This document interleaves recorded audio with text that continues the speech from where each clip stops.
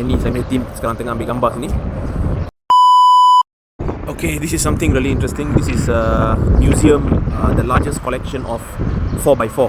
Okay, tengok dia punya size Hummer. Ada lagi satu Jeep dekat sini. Memang besar lah. So museum ni kita tak dapat masuk sebab pukul 5 tutup. Tapi hopefully in future kita dapat masuk lah. Kita tak dapat masuk museum sebab lambat. So just nak tunjukkan depan museum ni. Tengok betapa besar Hummer, betapa kecil kita punya crew Kingston.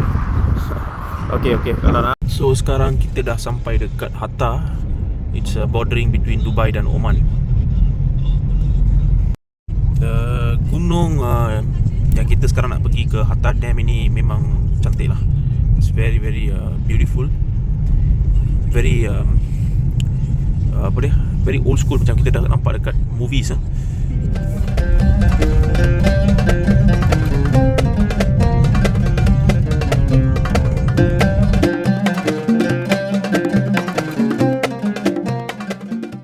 Okay, so sekarang kita berada di Hatta, iaitu is bordering between Dubai and Oman. So this is the view. So let me tunjukkan. Memang gunung-gunung ni memang cantik lah. Black Mountain, Black Rock. Okay. So this is a dam, okay, empangan. And empangan ni atas tu kita boleh berjalan lah. Nanti kita akan pergi atas tu, nanti kita tengok, okay. So kereta kita tak boleh naik atas sana sebab dia memang cerun. Okay, boleh nampak kereta tu naik. So dia memang cerun sangat. So what we are going to do, kita akan berjalan.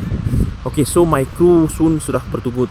So let's go up and we'll take the view dari atas dam. Alright, so see you soon. So dengan empangan ini I tak pasti boleh dengar.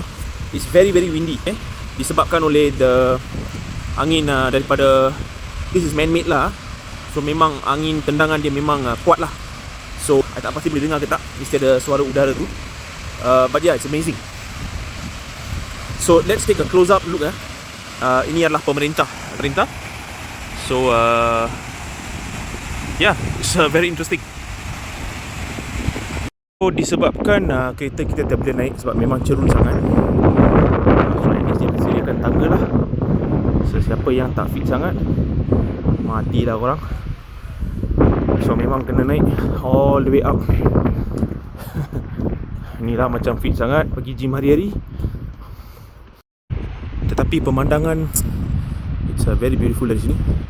So we really can't wait to get up there dan tengokkan macam mana pemandangan dari atas.